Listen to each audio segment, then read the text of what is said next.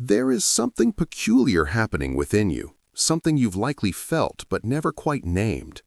You stand at the threshold of contentment, perhaps after years of struggle, and just as peace begins to settle into your bones, you find yourself retreating.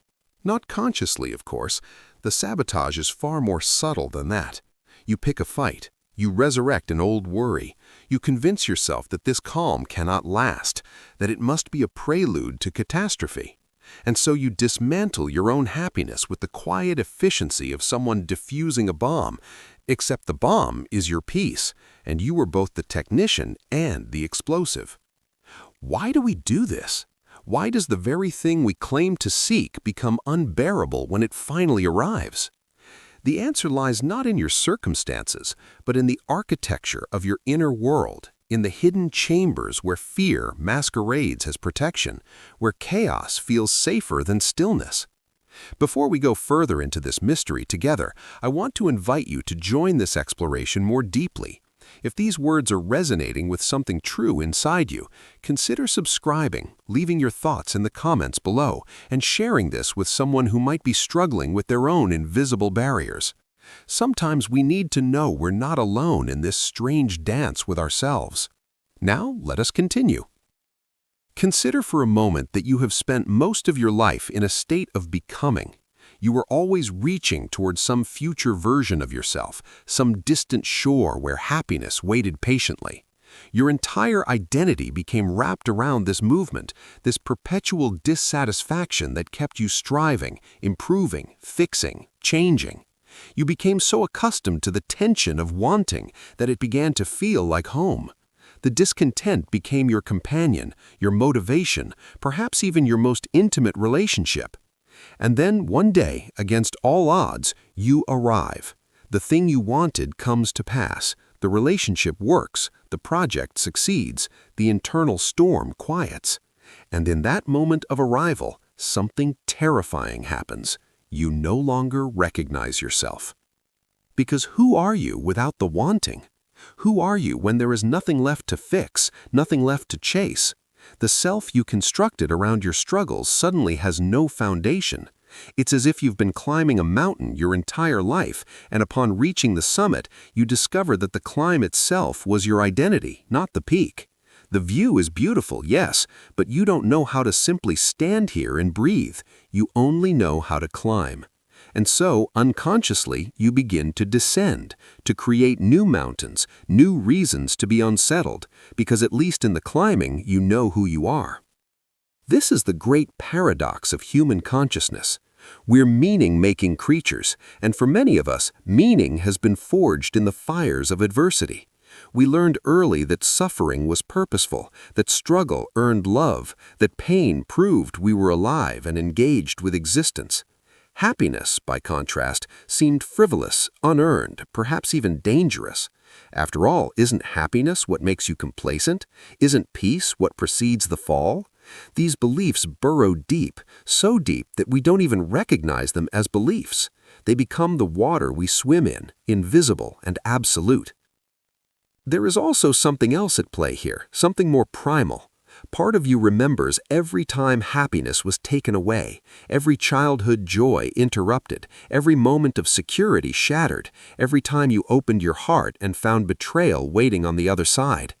That part of you, the wounded guardian, has drawn a simple conclusion, that suffering is predictable, but happiness is a trap. If you allow yourself to be happy, you lower your defenses, and when the inevitable pain comes, as it always has before, you will be destroyed by it. Better to reject happiness first, to maintain control over your own suffering, than to be blindsided by loss again. In this twisted logic, self-sabotage becomes self-preservation. And so you engineer your own unhappiness with remarkable creativity. You find flaws in perfect moments. You fixate on what's missing rather than what's present. You tell yourself stories about why this cannot last, why you don't deserve it, why something must be wrong beneath the surface. You become a detective of your own discontent, always searching for evidence that your worst fears are justified. And the mind, ever obliging, will always find what it's looking for. If you seek proof that happiness is dangerous, you will find it everywhere. The question is not whether the proof exists, but why you're searching for it in the first place. What we're describing here is not a character flaw or a moral failing. It's a kind of existential vertigo, a dizziness that comes from being unmoored from the familiar gravity of suffering. You have spent so long bracing for impact that relaxation feels like falling. The muscles of your psyche have been tensed for so long that they've forgotten how to release. Peace, true peace, requires a kind of surrender that feels indistinguishable from danger. It asks you to stop controlling, stop predicting, stop armoring yourself against the future. And that, for someone who has survived by being vigilant, feels like annihilation. But here is where the real work begins. Here is where we must look directly at this fear and ask it what it truly wants. Because beneath the self-sabotage, beneath the unconscious mechanisms that destroy your happiness, there is not malice, but misguided love. That part of you that fears peace is trying to protect you. It remembers the times you were hurt when you let your guard down. It carries the scars of every disappointment, every loss, every moment when happiness turned to ash.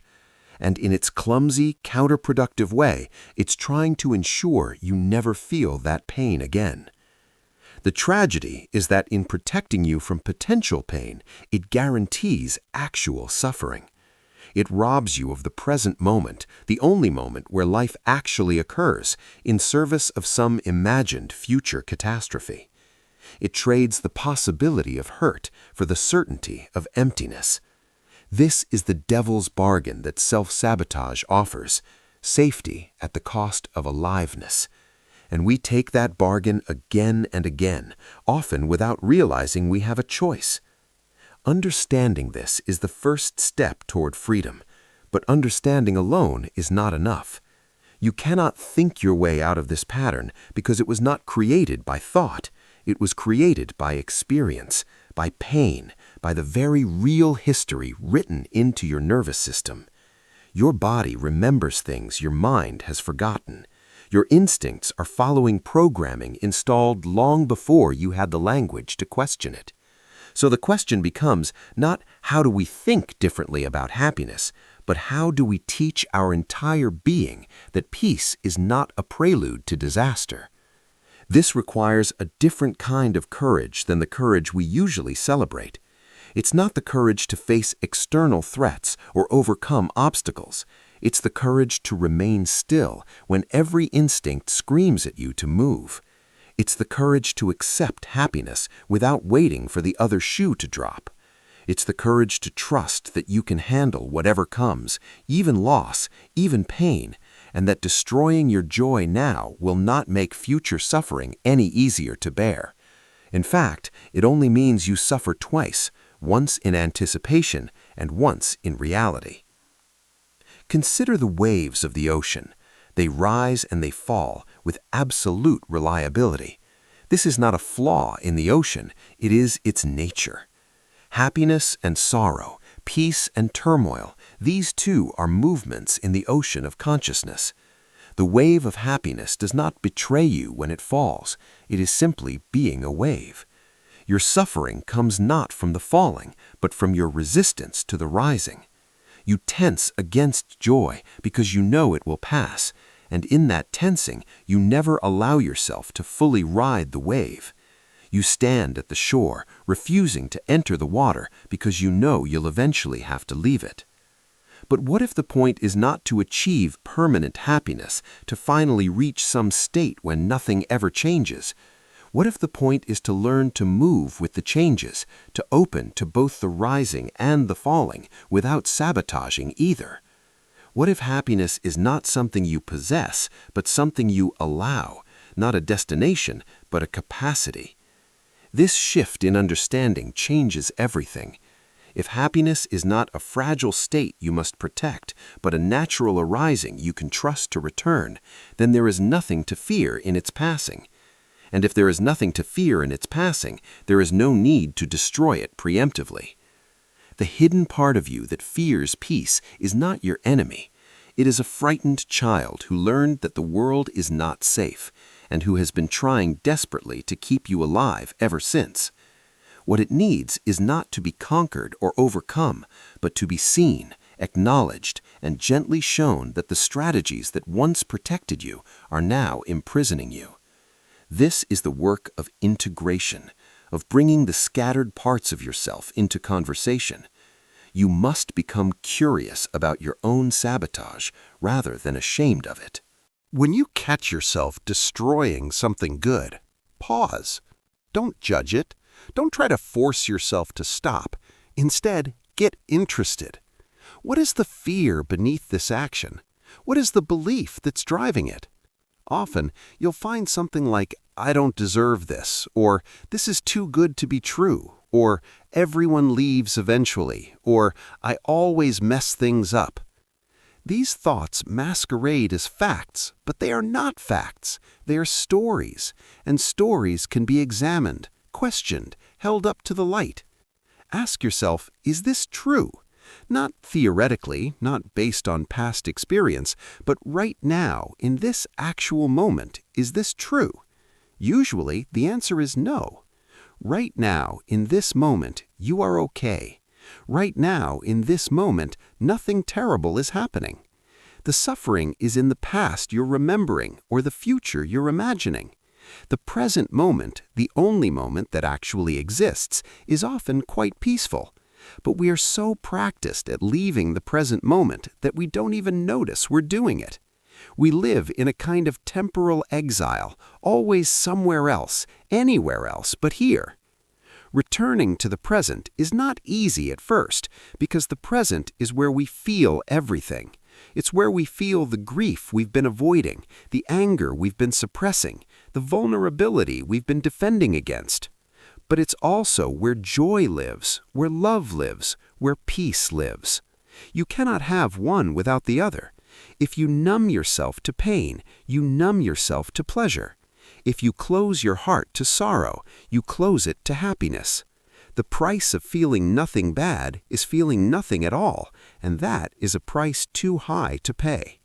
So perhaps the question is not, how do I stop sabotaging my happiness, but how do I become someone who can hold happiness without fear?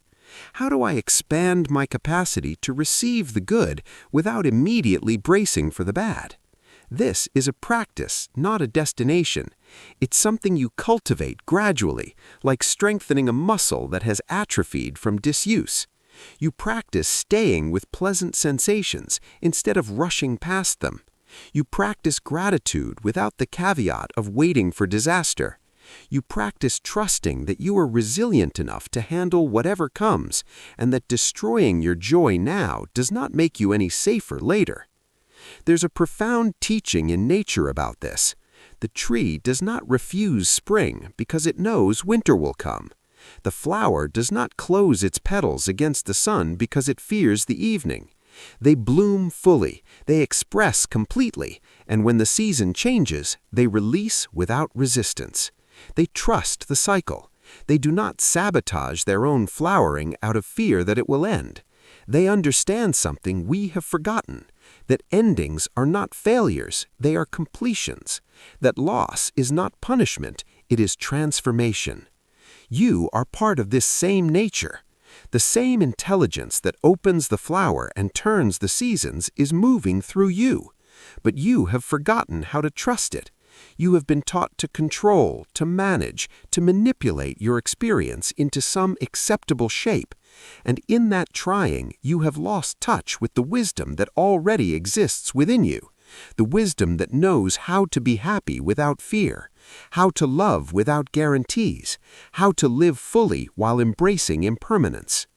What if your happiness is not something you create, but something you allow?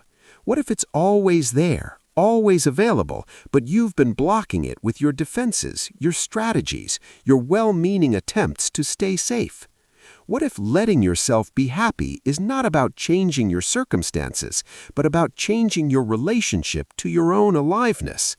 This is not about positive thinking or pretending that pain doesn't exist. It's about recognizing that your resistance to joy causes more suffering than joy itself ever could. The invitation, then, is radical and simple. Stop trying to protect yourself from happiness. Stop treating peace as if it were dangerous. Stop sabotaging the very thing you claim to want. This doesn't mean you'll never feel fear or doubt or sadness. It means you stop giving those feelings the power to dictate your actions. It means you feel them, acknowledge them, and choose differently anyway. It means you practice staying open even when every instinct tells you to close. It means you learn to trust that you are vast enough to contain all of it, the joy and the sorrow, the peace and the chaos, the rising and the falling. Because you are vast enough. You always have been. The part of you that fears peace is small, loud, and convincing, but it is not all of you. There's a deeper part, a wiser part, that knows happiness is your birthright, not something you have to earn or justify or defend. That part is patient. It has been waiting for you to remember.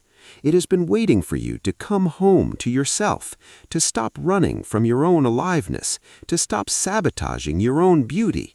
And it will keep waiting with infinite compassion until you're ready. The question is, are you ready now?